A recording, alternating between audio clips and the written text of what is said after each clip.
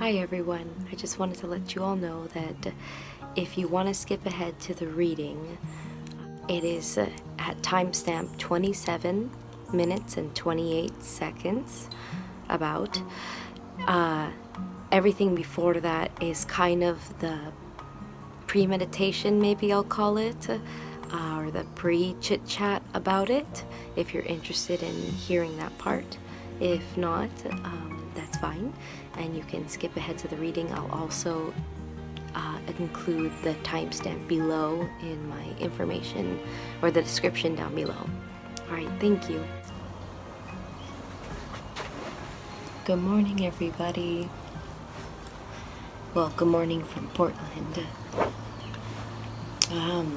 Before I start the deck, something that was wild to me this morning was I saw our farmers market open, and it's the first one of the season. This video is being made still during the COVID-19 pandemic, and where everyone's supposed to be in isolation and only essential businesses are open, and I guess this considers as an essential business. But it's wild to me because the feeling for me of what it would be like going to a farmer's market, you know, similar to going to a grocery store, is what it felt like going to a park, and or going to a party, and it's interesting how food is considered an essential thing to be open, but not parks, because both are essential. We need to be connected, or we need to be healthy, spiritually and physically and emotionally. Those are all essential things. I've been in isolation or in quarantine since the beginning of this. It's almost like 5 weeks now or something. I don't know, something like that. I've not gone to a grocery store since that whole time. I've tried my best to order everything online through my CSA that's here, which has forced me to not get to use my food stamps, and instead, though, this amazing thing of, you know, all this financial abundance in other ways came to me.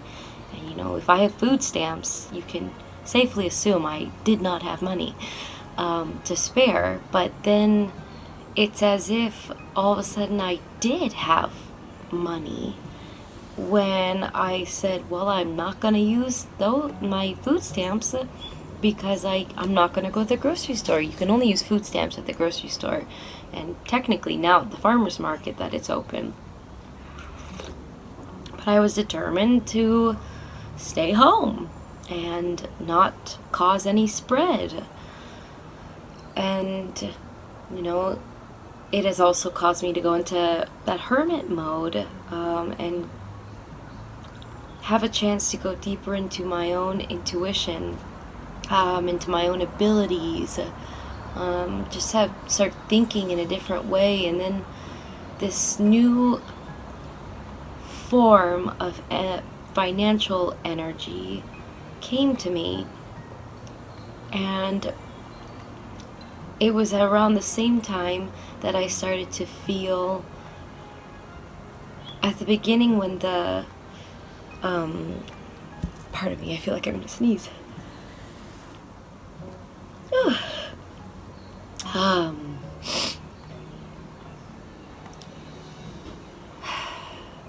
When the COVID-19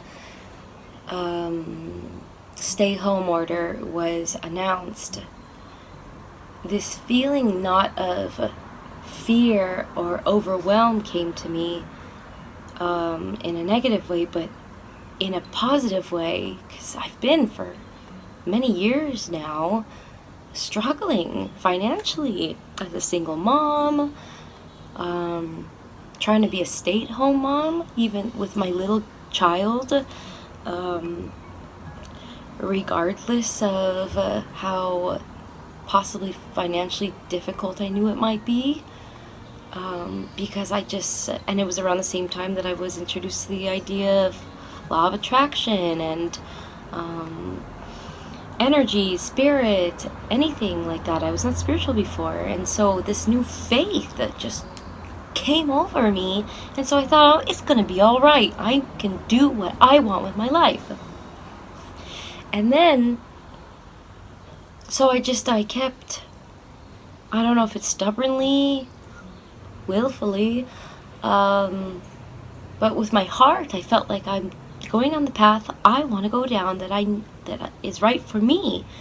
And it was really rough and tough. I couch surfed a lot at the very beginning. There were so many times where I didn't know if we were going to have money for food. We had to keep leaving house after house because I didn't have the money to pay for it. And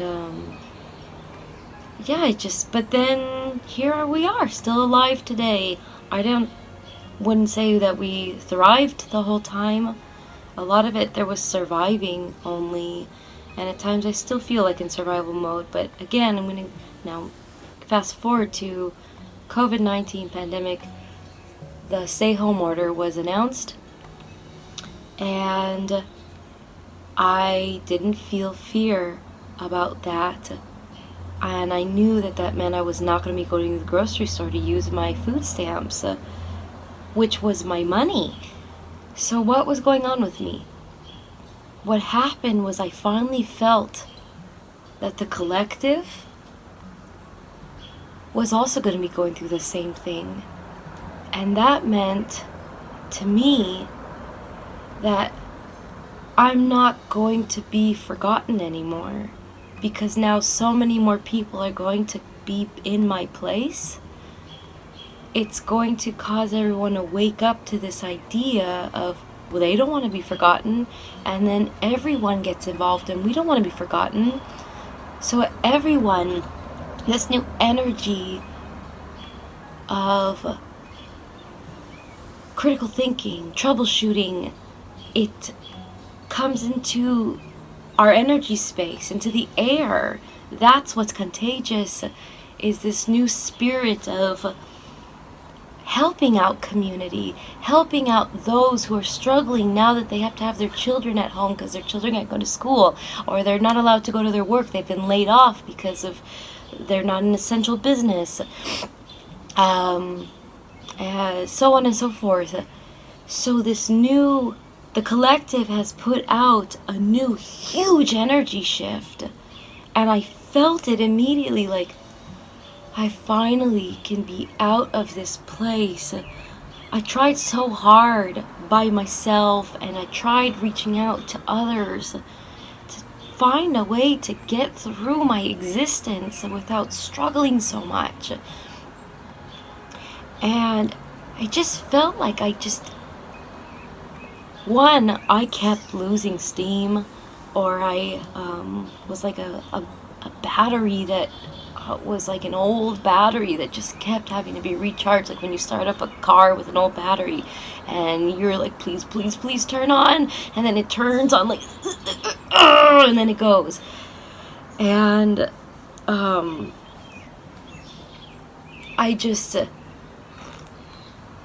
and every source that I would try and go to for help, I was treating them like, please be my knight in shining armor, whether it was community, whether it was a man, whether it was a friend. It didn't matter if it was man or woman. And my ex-husband, for child support, the system to try and help me, the system meaning the court for child support, or the government assistance, and other government assistance programs too, and non-profits. I kept just trying to believe, but I just felt myself feeling like I was underwater still, and like I had those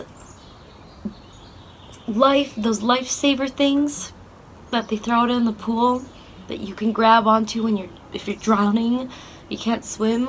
I would see it there, but I would hold on to it, And I pull myself up and I realize I'm still in rough waters. It's so rough that I let go of it again. I couldn't hold on because I had to hold on to my child. And I just am trying to learn what is the face mask I need. I keep switching metaphors, but it just, maybe it will resonate with you, whichever metaphor makes sense. You reach for your face mask first, they say on the airplane, before you give it to your child, because you're useless then. If you're dead and your child is by themselves, then they'll die. Anyways, they need an adult. But I just, there's so many different other ideas of what I guess the face mask I could have had was, but I kept following my path.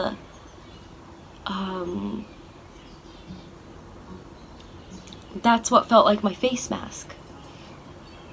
That's what felt like my lifesaver. And that who was throwing that lifesaver out to me or giving me that face mask was my spirit, my soul. So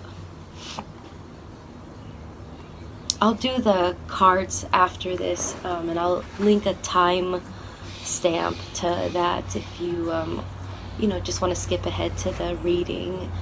But this is what I'm feeling right now, and what energy I'm putting into the cards is what this new change, this age of Aquarius, what it means. And this is, to me, what it feels like. It means that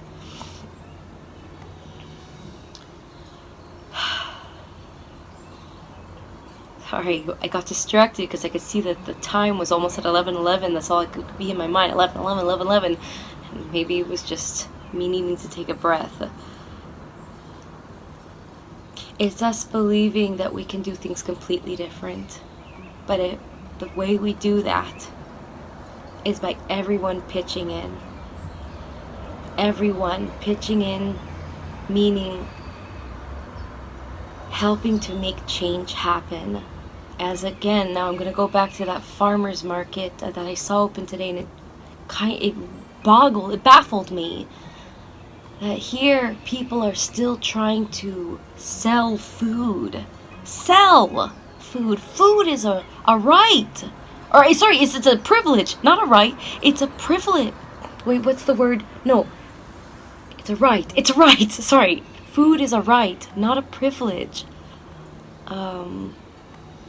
Just like housing is a right, it shouldn't be a privilege. You should not have to pay to live somewhere. You should not have to pay to have water. You should not have to pay to have medicine, food.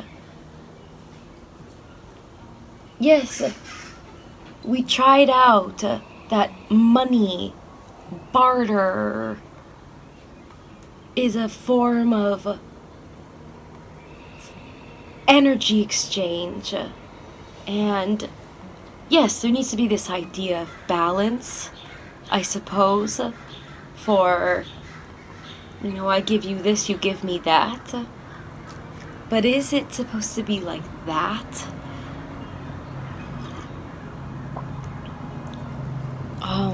I think we're a little ways away from everyone on the planet being completely selfless.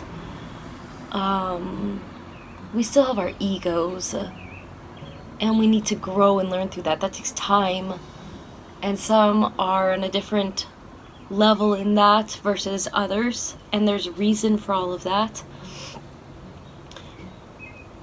But I just felt myself feeling upset by that. There's a farmer's market, and yes, it's local people trying to make a living, sure, but at the same time, it's like, who has the money to pay for that? Why are we still doing things with money? Nobody has it. The purpose of money,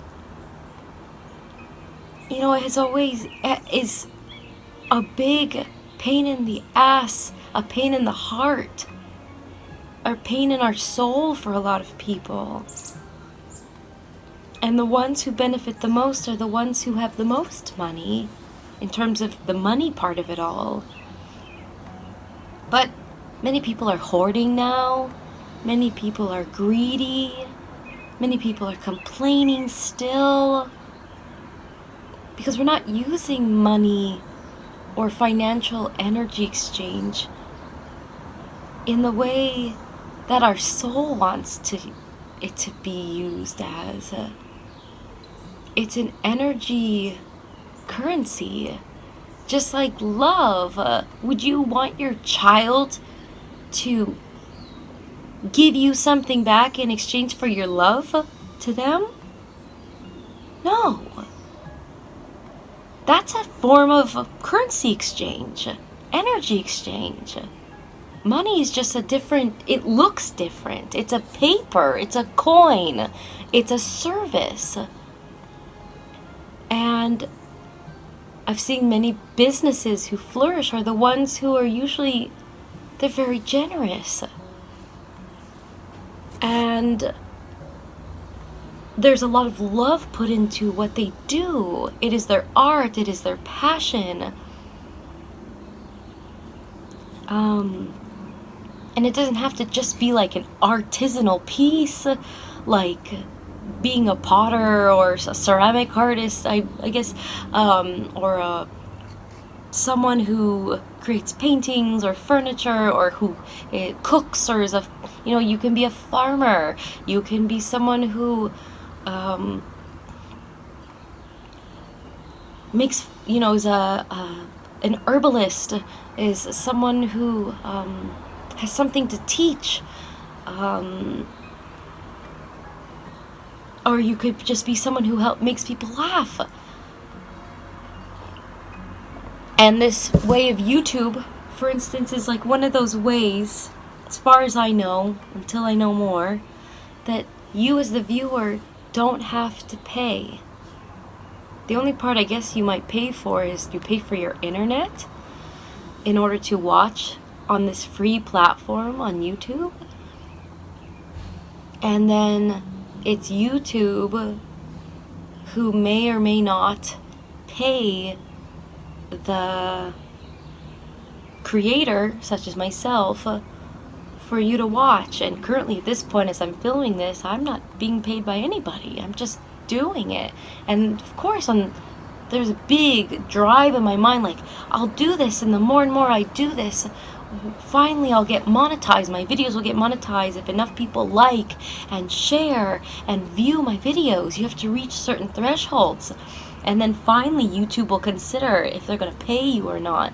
And they pay you a certain percentage.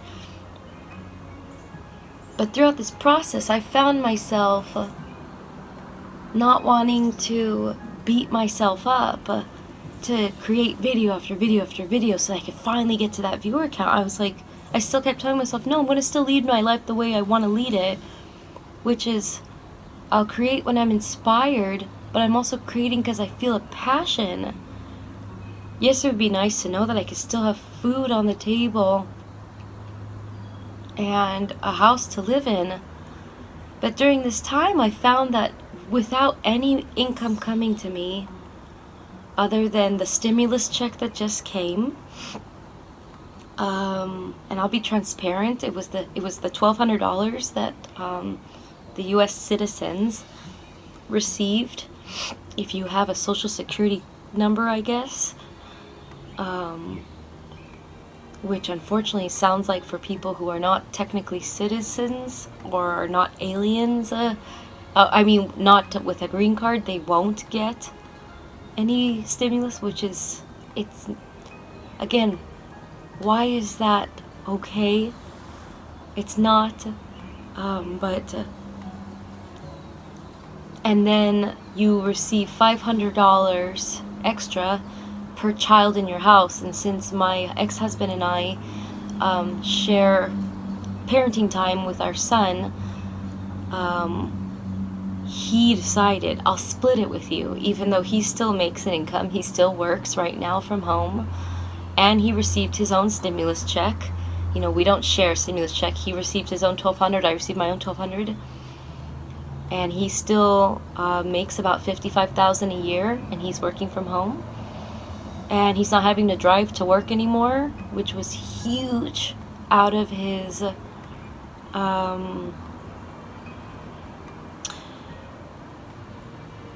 income, because he would drive 45 minutes each way every day, 5 days a week, and drive up to Seattle from Portland, every other weekend or so, for recreation, to see his family. And now he has, he's sitting on a pile of money. And,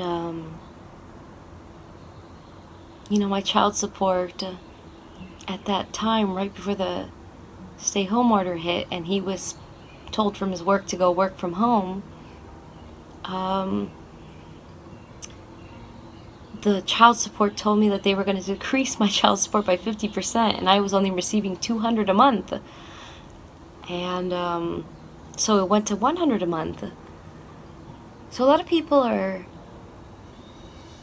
still using money in a way of greed, in a fearful way.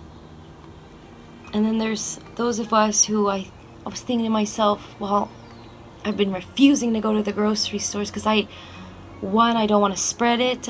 If I have it, I don't even know if I do or not. And on top of it, at the grocery stores, all those workers don't want to be there. They want to be home. They don't want to be put in harm's way every single day, and then have all these people come and complain at them, and come risking the workers' lives. They don't want to be there. And the small businesses that are still open, they're keeping their workers there. They won't fire them so they can get unemployment. That's not right. And as I spoke to my ex-husband today, as I dropped off our son to him, I said, do you know the farmer's market's open today? And he said, well, yeah, because then they're just going to have to throw away their food. Why would they have to throw away their food? Why don't they just give it away?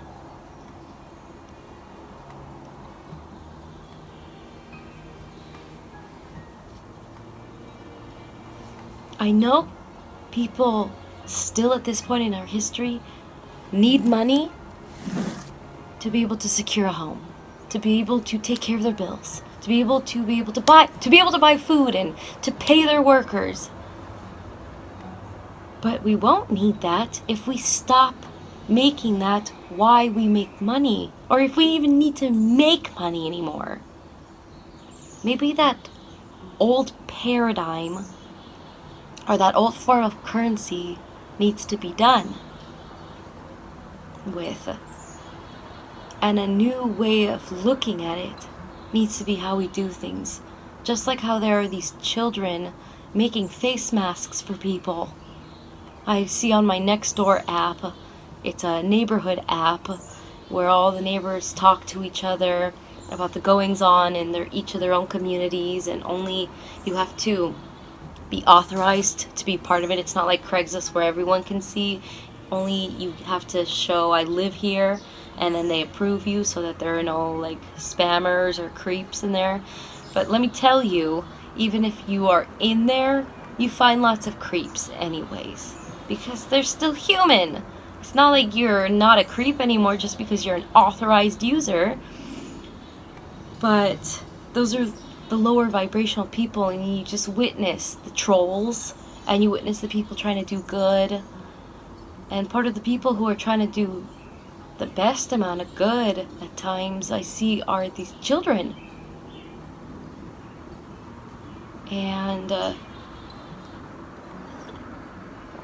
or parents.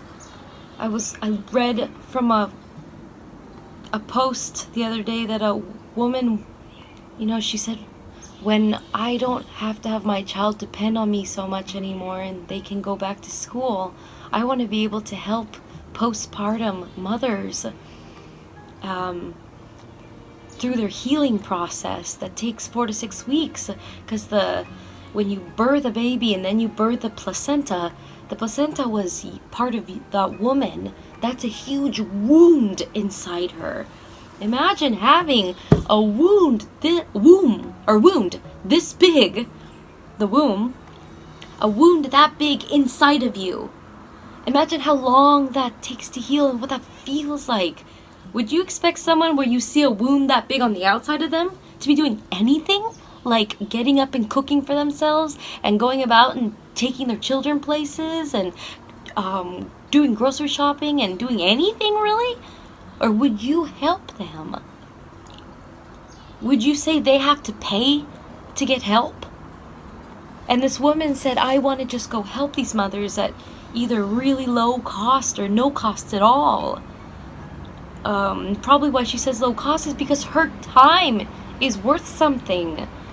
Because if she spends her time doing that, she can't spend time making money. That's the only time we don't spend time helping others is because we have to spend time making money.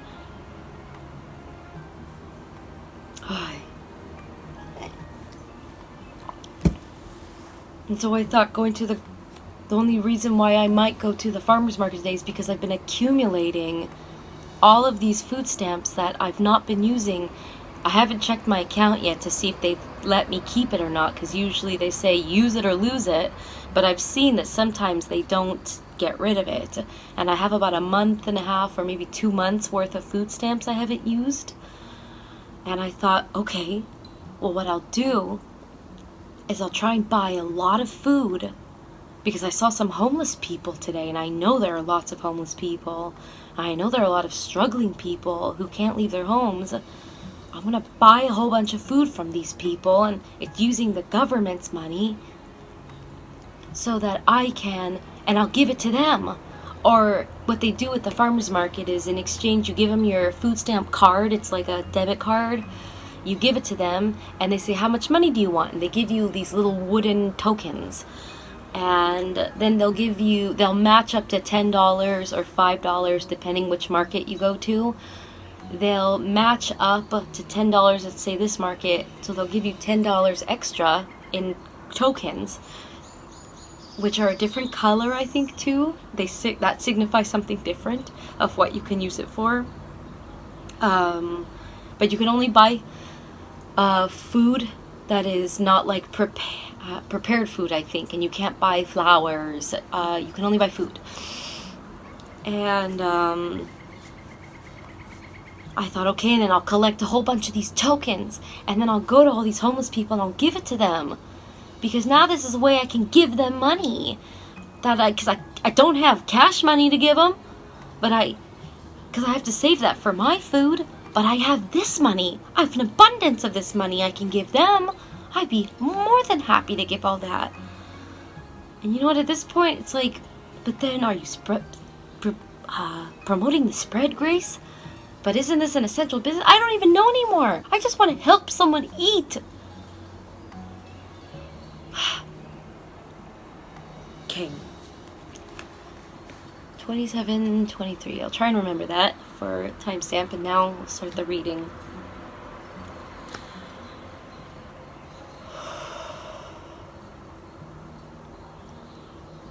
What is it? What does the collective need to know about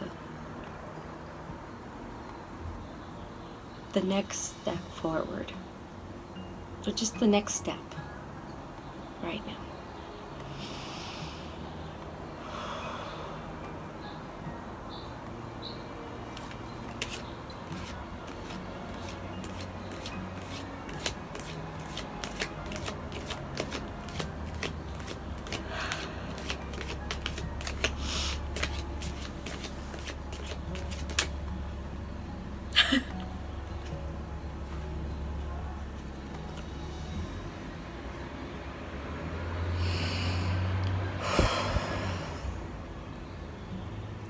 So you see how there's someone who is clothed or cloaked in sitting on the boat, and next to her is a child or a small person.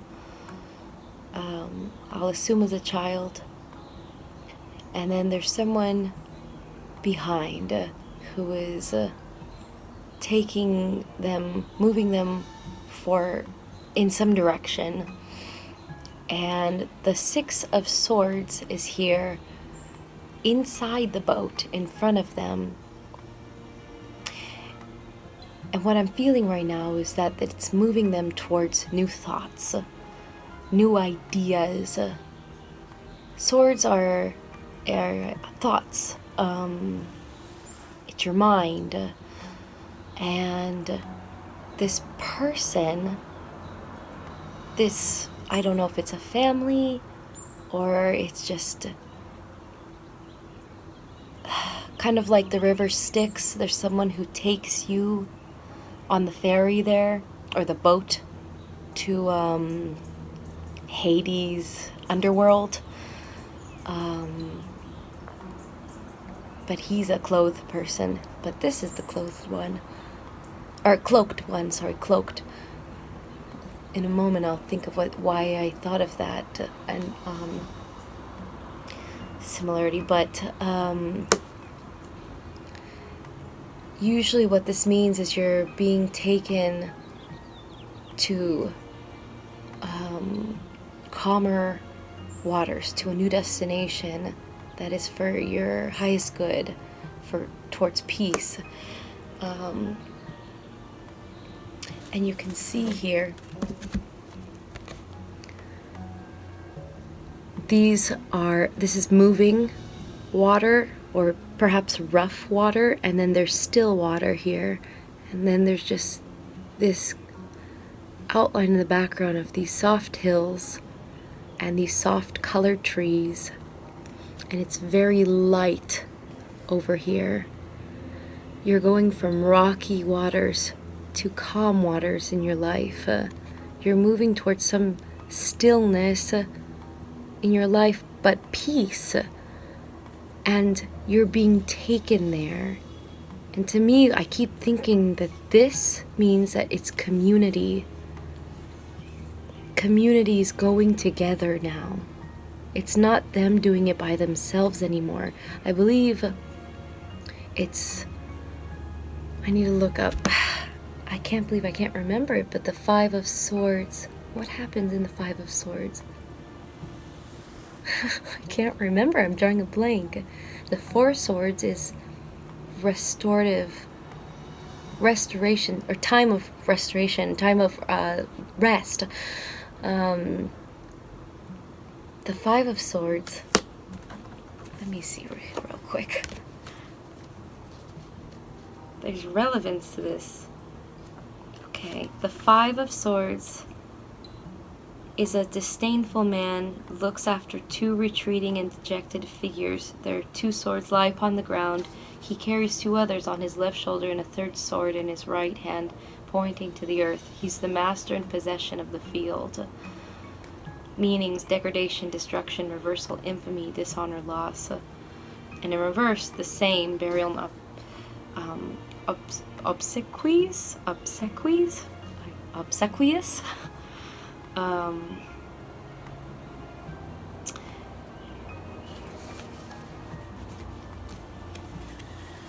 So someone who just before this is so beaten down, but it was a man, it wasn't them actually. I was thinking of, I think, the Five of Pentacles. Oh, how funny. Now I'm making a connection. This man, to me in my mind right now, this man with the Five of Swords and these two in the Five of Pentacles, it looks like two beggars outside of a church, and there's snow on the ground. They're poor, or they are homeless or something. They're in ruin. It's like they both came together, and now they're both being able to go together towards peace. People are coming together to help each other now. And it's when everyone is feeling the hardship together, like I said earlier, the collective is now feeling the same of, I can't do this alone, and I don't have the resources I had before. I don't have the money I had before. I have to lean on others. And I know I can maybe more comfortably lean on others because I know others are in the same boat as me. In the same, the same boat as me. We need to do this together. We're brothers and sisters. It doesn't matter if it's someone else's child. It doesn't matter if it's someone else's husband or wife. It doesn't matter if it is your enemy or a friend you haven't talked to in a long time. It doesn't matter if it's your coworker, your boss. We're all brothers and sisters. It doesn't matter the age.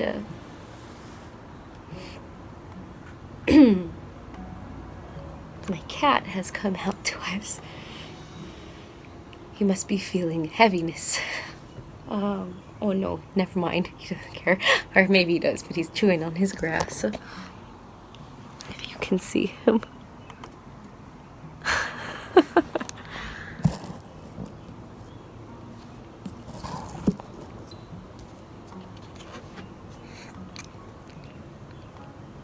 Let's all help each other. And then we will make it to this other side. These ones had no money left to give. This one was tired as hell doing what he was doing.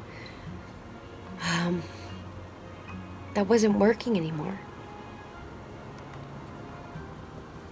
And so they came together, and they're going to find a new way, new thoughts towards a new peace in this earth, in this energy, this new collective. We are going to be a collective again.